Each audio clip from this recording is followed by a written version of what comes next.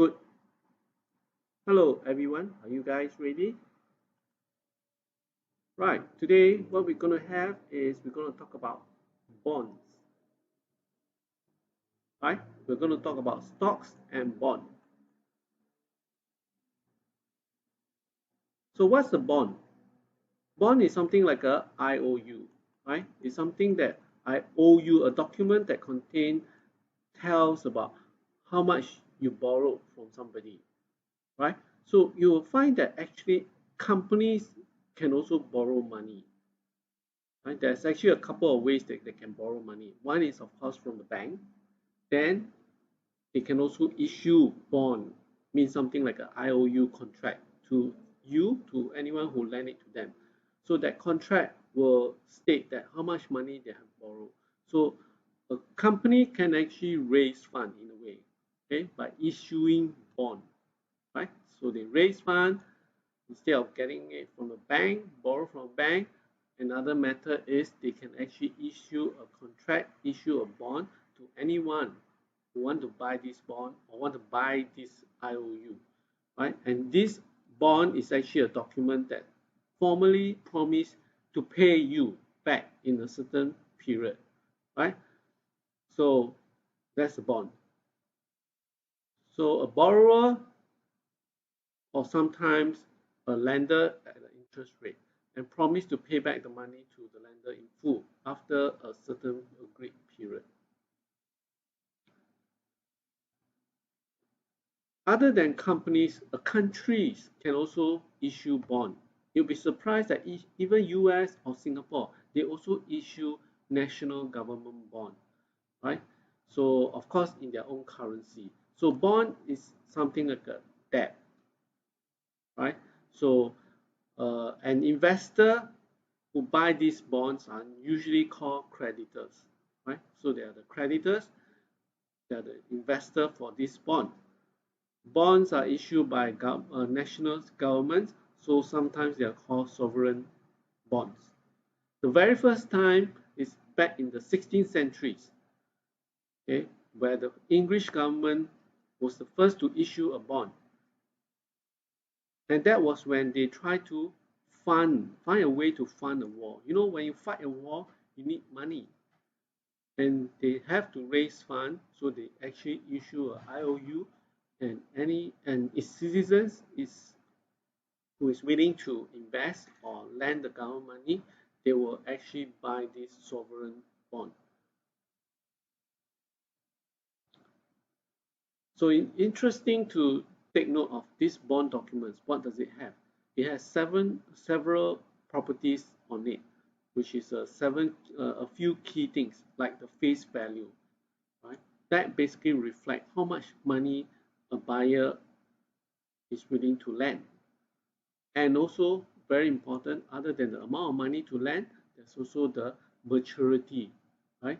When does it expire? When are you supposed to return the money to me, right? For example, if I lend you $50, $50 is a face value, right? And when are you going to return me? We agreed that next week you're going to return to me. So the maturity date is about 1 week, right? So as simple as that. So it's just a paper form in IOU. So example of a bond, it might look something like this, right? It almost looks like a certificate, right?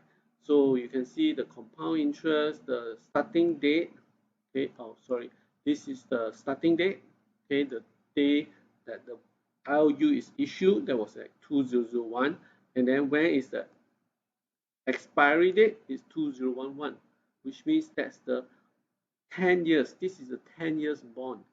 Okay, you take 10 years to repay back. And how much is that? It's actually 500. That's the face value, right? And this is actually issued by the Canadian government. Bond has other several properties. The next other properties is actually the coupon. The coupon basically reflects how much is the interest rate that you have to pay, right? The lending rate. So a bondholder will receive a fixed amount of lending rate that he has to receive, right? So something for you to take note is the interest rate. Whenever interest rate rises, the bond actually worth less. Okay, so bond and the bank interest rate is a bit different, right? So when the interest rate is high, more people will basically put their money in the bank, whereas as a bond, okay, it has less value. People won't buy bond anymore because the coupon rate is not as comparable to the lending rate or the interest rate in the bank. So people will put more money, prefer to put money in the bank. So you can find that the interest rate rises, okay, is actually inversely proportional to the bond price, right? The bond price. There's also something for you to take note. Some bonds have this zero coupon, right? Just now we saw zero coupon is a fixed payment. It's like a fixed interest rate, right? So, but when you have a zero coupon means what? Zero interest rate. How can that be? Right? You borrow, lend people money, and then you don't receive any interest. That's a bit weird. But there is such things as zero coupon, which means that the bond has no interest rate. It's a zero coupon. Then how do you trade on this bond? Which means that let's say this bond, the face value is $500. If it's a zero coupon, means on the face value is $500, right? But actually I only lend you, let's say, $450, right? I lend you $450, which is at a discount of $50, right? So I lend you 500, but I only lend you, actually I only give you 450, and that 50 is the interest later on. Okay, at the end of the day, right? Or at the end of, let's say, the coupon period, right? Is 5 days, you have to return me $500 instead of the 450. So the coupon price is actually land at a discount rate, and when the time expires, you have to return me the exact face value, okay, of the bond. So that's why it says, right, if it's a zero coupon rate, since it's zero interest, I'll basically lend you the money at a lower face value, right, instead of the exact. Have you heard about Thermostat Holdings?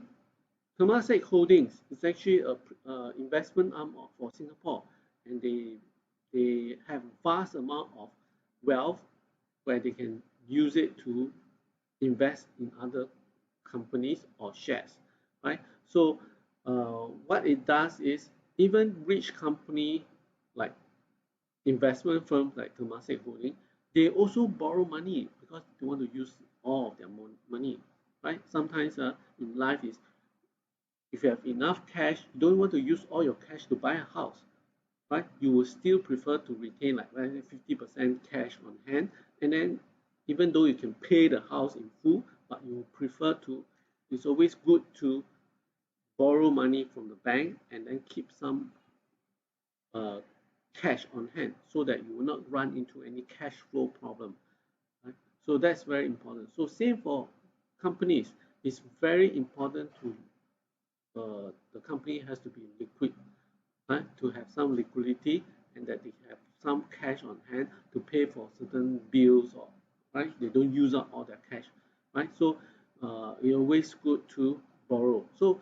Temasek Holding, they also borrow money, right? Like in this case, they basically issue a 40 years bond.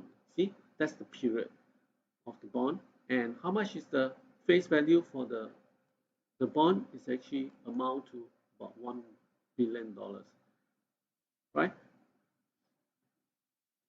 Sintel, right? I'm sure you heard about Sintel. Sintel, they also raise fund, right? Why do they raise fund? Why does Temasek raise fund? Because instead of, again, remember, instead of borrowing from the bank, they actually issue bond, okay, IOU, to citizens who want to invest, who want to lend them money, right? So sometimes it's better to manage having a bond, or maybe cheaper to lend from you instead of from the bank, right? So this is a $600 million for sales of 10 years guaranteed notes. Okay, and it has a annual coupon payments of this, right? So remember, there's always the face value for the bond. Three main properties that it has. It has a face value, it has a maturity date, 10 years. It has also got a coupon rate, which is something like an interest rate that they have to pay annually, right, to the lender or the creditors.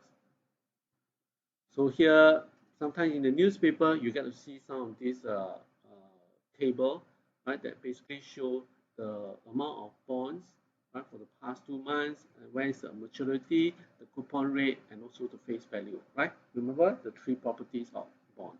And these are basically, if you are interested, then you can go ahead and buy some of these bonds. And you notice some bonds are the same, but what is different is basically the maturity dates are different. So it depends on your appetite, right? You want to lend the money for 5 years or 10 years, right? So you look at the dates and you decide. Let's take a look at some example. If you buy a bond, right, and hold it onto it until matures, right? So you buy a bond and hold it until it matures. What do you get? You simply get back your maturity of the bond, get back the par value or the face value, right? So if you lend $500, you get back $500, right? But this is not for zero coupon bond, right?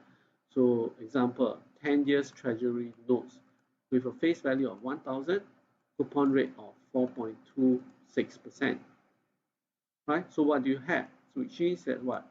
Every year for the next 10 years that you have, every year you'll be receiving $42.60 every year for the next 10 years, right? At the end of 10 years, the day that the bond is matured, you also get back your capital, right? The amount of money that you lend. Right? So how do we calculate the return of investment or the yield? Right? So that's the yield that we talk about. So just simply the coupon amount divided by the price of the bond, right? The price of the bond. So the bond at par or this, right? Example, if you buy a bond that has 10% coupon, the par value or the face value is $1,000. So how do you calculate the yield? So you have the coupon amount, right? What's the coupon amount? It's actually 10% of the 1,000, which give you $100, right? So you got 100, which is the coupon amount, right? 100 divided by the par value, which is 1,000. So you got this. So the yield is actually 10%. Right? The yield is 10%. So what happens if, let's say, the bond price from 1,000 drop to 600? What happens? Does the yield go up or go down? So again, use the same formula to find that the coupon amount is still the same, 10%. Okay, but in this case, the bond price drop.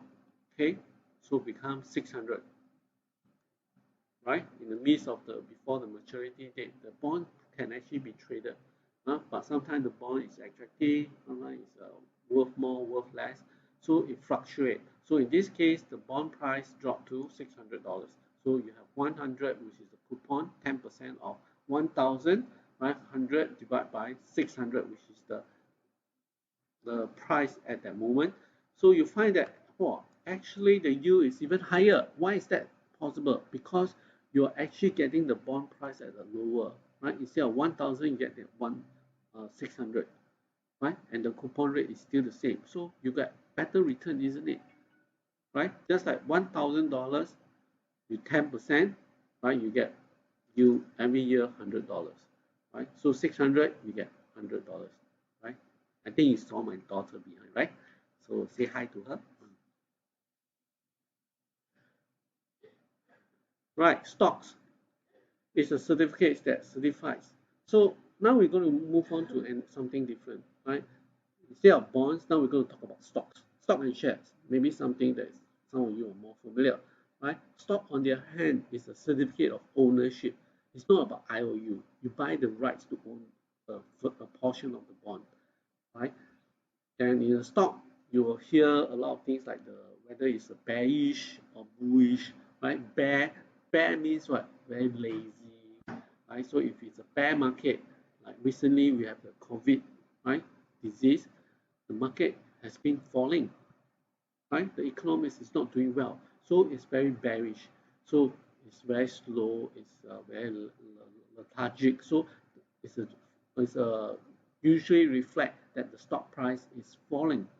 Whereas in a bullish market, it means like a bull, a lot of strength, a lot of energy, it push the stock up. So when we say a bullish market, means the market is generally moving up. The market price for stock and shares is basically moving up. One solutions to make money. Okay, so um, you can actually make money when the stock market is falling. Okay, when the stock market is falling, you can actually make money through what? Generally, the concept of short selling, right? Short selling. Short selling means what? You actually sell first before you buy back. Usually, how you earn money? You buy low and sell high, right? You buy low and then you sell high. That's how you make money, right? Buy low price and you sell at when the market price goes up, you sell. But when in the falling market, you do the reverse, right? Which means that you try to buy at a higher price and you think that the market is going to drop, right? So you buy at you sell at a higher price and you buy back at the lower price. So it's still the same principle: buy low, sell high. So that's where there's something that is interesting about bear markets, right? So you still can make money. That's actually a technique, what we call the short sell, right? We'll talk more about that. So the stockholder means they have the right, also have the right to vote. They have the right to select the management, which means they can vote for the chairman. They can vote the directors out if they don't like them, right? So chairman, directors, they are the people who run the company. You as a shareholders, on the other hand, have no right to run the company. You basically are shareholder where you can elect them into this directorate, right, or directorships, right? So, but you don't run the whole company, right? You let the professional like the chairman, CEO run the company. You as a shareholder, you're not a professional guy. You're only having a ownership, right, of the company. But you have the right to employ them or engage them, right, to help to run the company, right? But also through voting, right? If you are the minority shareholders, then you don't have so much right. So usually the one who hold the most stocks or own the most company stock, they will be the one who have a bigger say or who they uh, like to engage to run the company well, right? So when you buy stocks, okay, generally it does not mean that you will always get dividend, you always get annual payout, right? They don't promise that. So that's the normal stocks, right? So only when good times then you get, bad time you don't get any payout, right? So how to determine the price of the stock, right? There are Here are 3 points, okay, that will likely affect the stock price. The people, okay, expectations. If there is a future dividends that will be paid, that means there's a lot of payout to be paid, then potentially the stock price will goes up, right? Because more people will buy because they can expect more dividend or more payout, right? So the expectation is important, and also the amount of risk involved, right? Usually the more risky the stock, the more volatile the stock, the price fluctuate very fast, goes up and down very fast, the more risky the bond, usually the payout is more, right? The appreciation of the stock price is also greater, and that's where you can earn more money, you can profit more. So you can see over here, that's the stock and share price, right? You can see they are in the span of a few years, right? So just to show you that. Um, so here we also have another stock called Creative Technologies. You might have heard about this, right? Creative Technologies is our homegrown company. is making sound, right? Creative sound card, right? So that's what they start off with. So you can see that in the early 2000, in the early years of 2000, there is the price was actually as high as $15, right? Imagine if you have bought the price, not this stock price, creative stock at this, right, sometime in early 2000, right, at $15. I can tell you, wait until now, 2020, right? You can see the trend. It has never returned back up to as high as $15. Now it's right, miserable $5. And the lowest it ever get is $1. This is about $1. So you can see how risky it is. Right? This is $1 at this point, February 9th. That was almost at the lowest point. Then suddenly you see there's a surge. Why is there a surge? That was when the creative technology start to come out with a new product called the 4D sound system, right? And it was a new product, and it brings some hope to the company that they might be able to revive themselves and be more profitable. So the stock market actually ramped up quite a lot. So you can see from here, the market can sometimes be moving very fast, tremendously. Then you can see over here, it's actually a very steep one. And then if the companies continue to do not so well, like here, because of not many people buying creative sound card anymore, right? The profit fell, and the stock price also subsequently fall as well. Okay, here is just to give you an example of a stock and share that people would trade. This is like a dashboard where people look at the various number of trading counters, and then the buy, sell counter, buying price, selling price, and the buying volume and the selling volume, the last traded price, and the percentage of changes. It's all reflected here. You will see that this stock and share price is very volatile, and the price changes very fast. It's very fast and furious. So every seconds, every minute is always changing, and there are many people queuing to buy or queuing to sell, right? And can even see here what is the trading volume for the day, right? Or they can even show you the day high, the price of day high, and the price that is the lowest for the day, right? So there are many information here, so that basically help you to understand how the stock is going. And of course, you can see over here, there's the arrow that tells you whether the stock price is going up or going down. Right? Obviously, the green arrow, green triangle is basically the price is on the way up. Okay, and those in red, okay, will basically be the price that is falling. Okay, we move on to talk a little bit more about the stocks. Right? So just now we have kind of talked about this common stock. Okay, so what's the difference between common stock and also another stock called preferred stock? Right? Common stocks are basically their differences are basically stocks that have variable dividends, means they have no fixed payout, right? But they have got the rights. Okay, and in times where the company is doing well, they get more payout, they got more dividends. Whereas in preferred stocks, on the other hand, okay, they may be callable, meaning that the company have the option to buy back your shares anytime without any reason, and preferred share promise a fixed dividend, a fixed payout. So people who are less risky, less appetite for risk, then you can go for preferred stock, where it's a fixed payout. Okay, whether the company do well or don't do well, you get the same payout. Unlike a common stocks, okay, where the dividend can fluctuate. So those people who like risk and thinks that the company can do very well and will get a better payout compared to fixed dividend, then they can go ahead and buy a common stock. And also, the other one reason is common stock has voting right, whereas preferred stock do not have any voting rights. Okay. Right here, just to go through some of the introduce you to some of the famous stock market, right?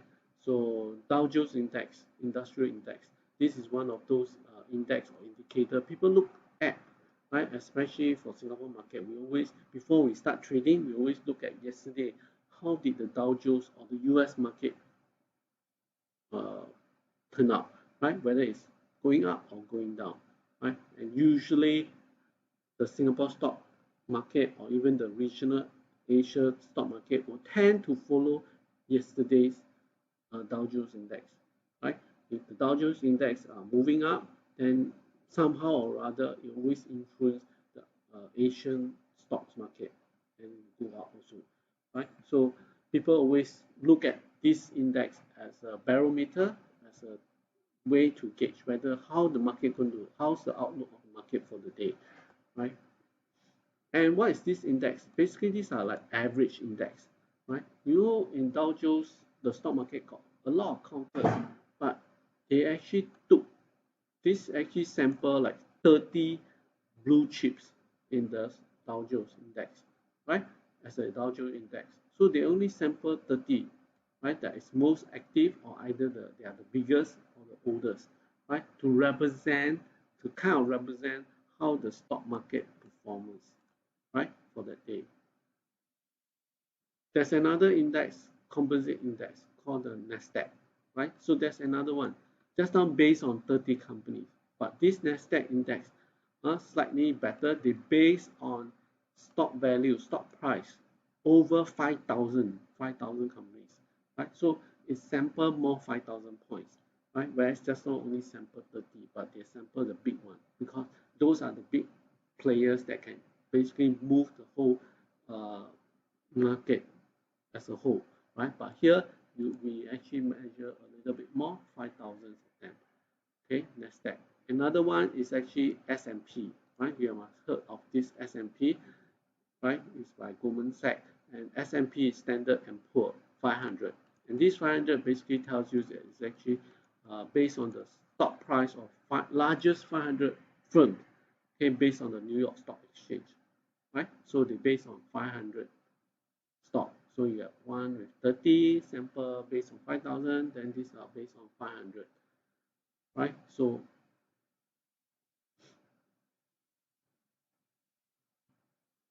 sometimes people like to look at S&P 500 because they feel that S&P sample a lot more market compared to Dow Jones or Nasdaq. Like the Nasdaq 100, they only sample too few. This one 30 and this one only 100, right? But here we have a better sample size, which is 500 company stocks price. So here you can see how the market has been doing over the years. Usually in the long run, the market tend to trend upwards in the long run. So, but here it does go down and come up, go down and come up. Generally tends to do better, right? Okay, now we move on to another investment kind of avenue, right? So this is the unit trust. Unit trust is actually a collective kind of investment, right? And it's constitute a trust deed, right? So unit trust is an open-ended investment.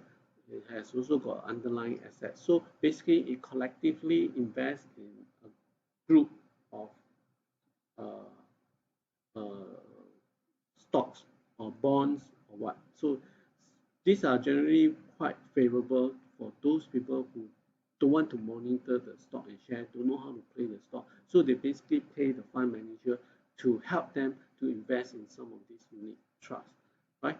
So it's maybe a safe haven for them so that they don't get too much of the risk, right? So mutual fund is also quite the same, right? It's also professionally managed by a professional fund manager who will help you to manage a collective investment, okay, scheme that comprises, like just now I told you, stocks, bonds, short-term money instruments, etc. Right? So the fund manager, of course, will you have to pay the fund managers a fees to help you to manage and to monitor all your investments. right? So it's a collective portfolio of all the investments such as all these securities over here. So actually unit trust, just now I told you, it sounds the same, right? They're actually cousins. That's why they say cousins of the mutual fund. They are quite same, but yet there are some differences. So what is the differences? Unit trust has a fixed term, right? Which means usually like there's a period, 30 years, 10 years, there's a period. Whereas mutual fund, no expiry date, no expiry date, right? So both of them are basically about collective investment, but in the unit trust, they tend to be more focused, okay, on certain range, concentrate on certain industry, okay, retail industries, finance industries, oil industries. They tend to focus on certain sectors, whereas mutual fund is a bit more diverse, right? So wide range. So again, depends on whether you want to be more focused in your investment, right, or in the entertainment industries, or you just want to, a wide range, right?